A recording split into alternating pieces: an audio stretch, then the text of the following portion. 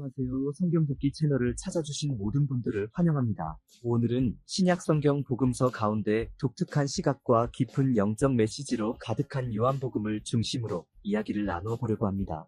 요한복음은 예수님을 단지 역사적 인물이나 위대한 교사로 묘사하는 것을 넘어 예수님이 곧 하나님의 아들이시며 세상에 참된 생명을 가져오신 구주라는 사실을 강력하게 드러내는 책입니다. 더 나아가 이 복음서는 예수님이 스스로 누구시고 왜 이 땅에 오셨는지를 직접적으로 말씀하시는 여러 장면들을 담고 있기도 합니다. 그런데 흥미로운 점은 요한복음 속 예수님의 말씀을 찬찬히 살펴보면 우리가 상상하는 것보다 훨씬 더 급진적이고 도전적인 선언이 적지 않다는 것입니다.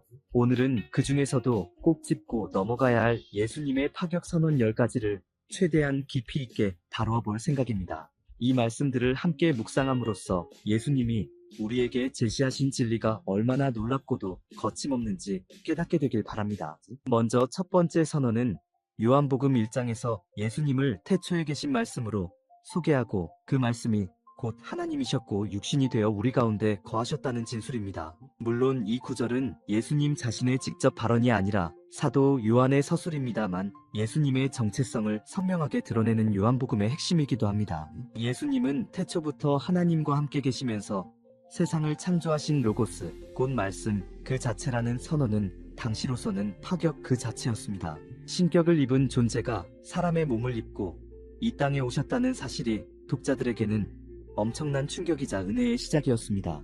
두 번째로 요한복음 3장 16절 근방에 나타난 예수님의 유명한 말씀을 빼놓을 수 없습니다. 하나님이 세상을 이처럼 사랑하사 독생자를 주셨으니 이는 그를 믿는 자마다 멸망치 않고 영생을 얻게 하려 하심이라. 이 구절은 전 세계 그리스도인들에게 거의 암송되다시피 하는데 그만큼 예수님을 통해 나타난 하나님의 사랑이 얼마나 광대하고도 절대적인지 보여주는 파격 선언이라 할 수 있습니다. 구약의 관점에서 하나님은 경외와 두려움의 대상이었는데 이제 그분이 독생자를 기꺼이 내어주실 만큼 우리를 사랑하신다는 사실이 요한복음의 출발점에서부터 강하게 선포됩니다. 세 번째 선언을 찾아보면 요한복음 4장에서 예수님이 사마리아 여인과 나눈 대화 중 내가 주는 물을 마시는 자는 영원히 목마르지 않는다라는 표현을 뽑을 수 있습니다. 이 여인은 여러 남편을 두고 갈급한 삶을 살던 사람이었는데 예수님은 그 영혼의 갈증을 영원히 해소해주겠다고 말씀하십니다.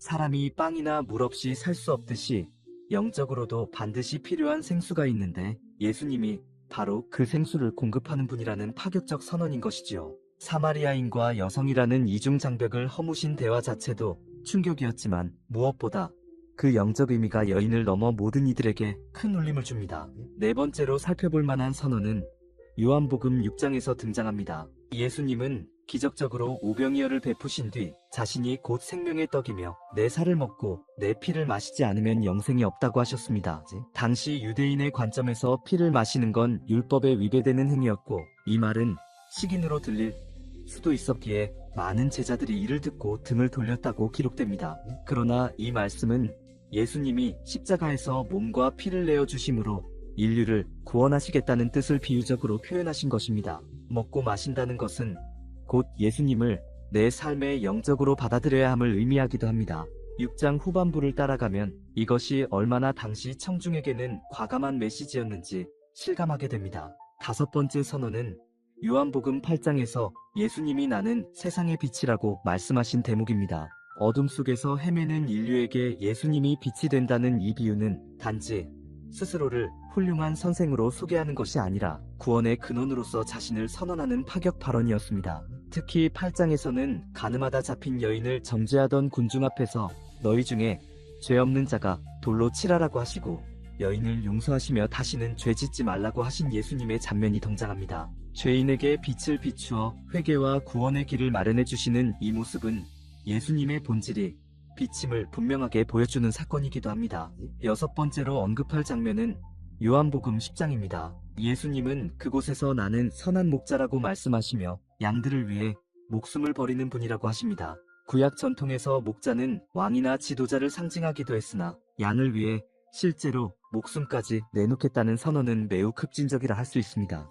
더구나 예수님은 선한 목자로서 자기 양을 알고 양도 자기 목소리를 안다고 하셨습니다. 이 말씀을 들은 당시 청중이나 종교 지도자들은 이분이 누구이기에 스스로를 목자로 비유하시며 구원자를 자처하는가 의심했을 것입니다. 하지만 예수님은 양 한 마리도 잃고 싶지 않은 목자의 마음을 생생히 보여주셨고 결국 십자가에서 그 사랑을 완성하셨습니다. 일곱 번째 파격 선언은 요한복음 11장에서 죽은 지 나흘 된 나사로를 살리시면서 나는 부활이요 생명이다라고 직접 선언하신 장면입니다. 당시 마르다와 마리아 그리고 주변 사람들은 이미 나사로의 죽음을 확정지어 애도하던 상황이었습니다. 하지만 예수님은 믿으면 하나님의 영광을 보리라라고 하시며 나사로를 다시 일으키셨습니다. 부활 자체가 초자연적인 사건이지만 예수님이 단지 부활을 행하는 것이 아니라 스스로 부활과 생명이라고 밝히신 건 더없이 거대한 도전입니다. 인류가 가장 두려워하는 죽음을 예수님이 이기시는 주체임을 명확히 밝히신 이 사건은 요한복음 전체의 메시지를 집약해주는 핵심 장면이라 할 수 있습니다.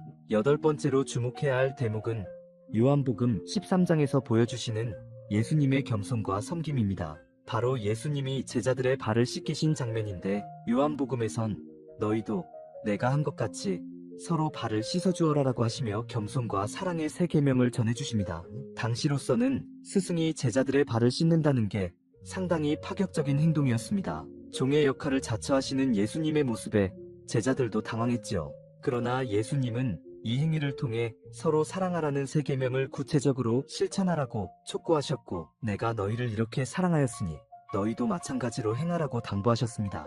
아홉 번째 선언은 요한복음 14장에서 내가 곧 길이요 진리요 생명이니 나로 말미암지 않고는 아버지께로 올 자가 없다라고 하신 구절입니다. 예수님이 스스로를 길과 진리 그리고 생명이라 소개하시며 하나님께 나아가는 유일한 길이라고 선언하신 건 당시 유대인들의 신앙관념을 송두리째 뒤집는 말씀이었습니다. 다른 종교 사상이나 율법 준수만으로는 하나님께 갈 수 없으며 예수님께 믿음으로 나아와야 한다는 예수님의 이 독점적 주장은 지금까지도 매우 도발적인 진술로 여겨집니다. 하지만 요한복음에서는 예수님이 하나님 아버지와 완전한 하나 되심을 재차 강조하시며 그 길을 열어주시기 위해 오셨음을 밝히셨습니다. 마지막 열 번째 파격 선언은 요한복음 19장에서 나타나는 예수님의 십자가 사건과 결부지어 생각할 수 있습니다. 예수님이 다 이루었다라고 마지막 선언을 하시며 숨을 거두시는 장면이지요. 물론 이 말은 십자가에서 이루신 사역을 마무리하는 예수님의 승리 선언이지만 이 사건 자체가 사람이 보기엔 비극적 처형이기도 했습니다. 한편으로는 요한복음 전반에서 나는 생명의 떡이다, 나는 부활이다 하시던 예수님이 왜 이렇게 비참하게 죽으셔야 하는지 제자들도 이해하기 어려웠을 것입니다. 그러나 예수님은 인류죄를 대속하시기 위해 십자가의 길을 걸으셨고 부활을 통해 생명의 권세를 드러내심으로써 파격적인 선언을 완성하셨습니다. 이처럼 요한복음 핵심 정리, 예수님의 파격 선언 10가지를 살펴보면 요한복음이 어떤 메시지를 전달하려 하는지 한층 선명해집니다. 요한복음은 예수님을 말씀이신 하나님으로 소개하며 그분의 가르침과 행적이 전혀 수준이 다른 차원의 진리임을 곳곳에서 증언합니다. 이는 듣는 사람들에게 때때로 불쾌하게 다가갈 만큼 절대적이고 배타적인 언어이기도 하지만 동시에 영원한 생명과 구원을 바라보는 이들에게는 가장 감사하고 놀라운 복음이기도 합니다. 결국 요한복음에서 예수님의 말씀들을 보면 그분이 단지 인류에게 윤리나 철학을 가르쳐 주시는 도덕교사가 아니라 죄의 권세와 죽음을 이기시는 구원자이심을 알게 됩니다.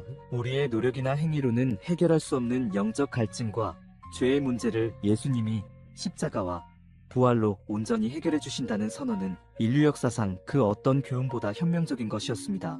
그리고 그 본질적 진리 안에서 우리는 예수님을 단순히 공경하는 것에 그치지 않고 진정한 믿음으로 인격적 관계를 맺어야 한다는 사실을 깨닫습니다. 오늘 영상이 요한복음 속 예수님의 파격 선언 10가지를 정리하면서 이 복음서를 다시 펼쳐보고 싶다는 마음을 불러일으키는데 작은 도움이 되었길 바랍니다. 요한복음은 다소 신비로운 어투와 상징이 많지만 그 깊이를 천천히 탐색할 때마다 예수님이 누구시며 나와 어떻게 관계 맺길 원하시는지를 선명하게 알게 됩니다. 그 만남이 우리의 영혼에 어떤 변화를 불러일으키는지 실제로 예수님을 믿고 따르는 삶을 통해 체험하게 될 것입니다. 끝으로 성경 듣기 채널은 계속해서 복음서에 담긴 진리와 메시지를 함께 나누고 예수님의 말씀을 통해 우리 삶이 어떻게 달라질 수 있는지 지속적으로 이야기해 나갈 예정입니다. 아직 요한복음을 완독하지 못하신 분들이 계시다면 이번 기회에 한 장씩 천천히 읽어보길 권해드립니다. 그리고 그 말씀 속에서 예수님이 우리에게 건네는 사랑과 도전의 초청에 기꺼이 응답하시어 생명으로 나아가는 복된 걸음을 걷게 되시길 진심으로 소망합니다. 오늘 영상 함께 해주셔서 감사드리며 다음 시간에도 귀한 말씀으로 또 뵙겠습니다. 감사합니다.